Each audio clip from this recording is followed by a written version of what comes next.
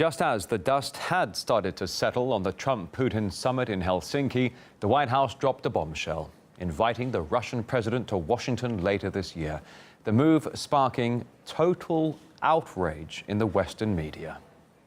A man that even President Trump now says interfered in U.S. democracy, invited to the White House. And now the president has apparently doubled down. He's inviting him to Washington. So let's collude again like we did last summer. Top spy in the United States. He doesn't know? How is that possible that the president of the United States is inviting Putin for a second summit in a couple months in the fall over at the White House? Because the president he works for is Donald J. Trump. Well, RT's Maupin now reports on the very latest from the White House. In Helsinki, President of the United States agreed to ongoing working-level dialogue between the two Security Council staffs. President Trump asked John Bolton to invite President Putin to Washington in the fall, and those discussions are already underway. We have the announcement from Sarah Huckabee Sanders, the White House press secretary. This comes in the aftermath of quite a bit of media hysteria in response to Donald Trump's meeting in Helsinki with the Russian president. If you look at Time magazine or The New Yorker, there's been quite a bit of hysteria in U.S. media. Now, in recent comments, the Russian president has actually warned the world about the hysteria in the U.S. media and about, forces that would push false narratives about the meeting in Helsinki to advance their own political gain.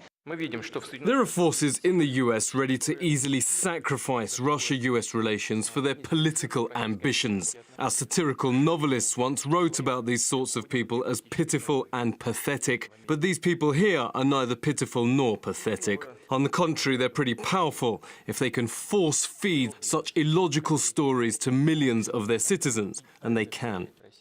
In the aftermath of the Helsinki meeting, which took place on Monday, we've seen quite a bit of shifts and changes in how the U.S. president has described that meeting. His explanation and assessment of the events seems to go back and forth. I have President Putin.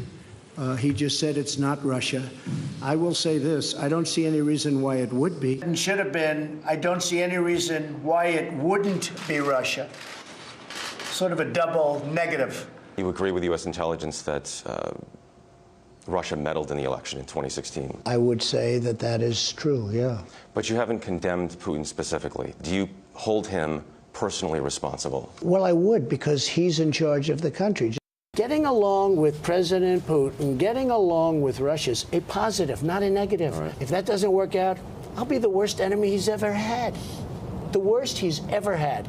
So this new announcement that Trump is indeed planning to invite the president of Russia to the United States, to the White House for another meeting, it fits in with a recent tweet from Trump. He said he was looking forward to a second meeting with the Russian president. But many people are wondering what will happen next, as Trump seems to have gone back and forth, and as Trump faces widespread media hysteria and criticism for the fact that he met with the Russian head of state.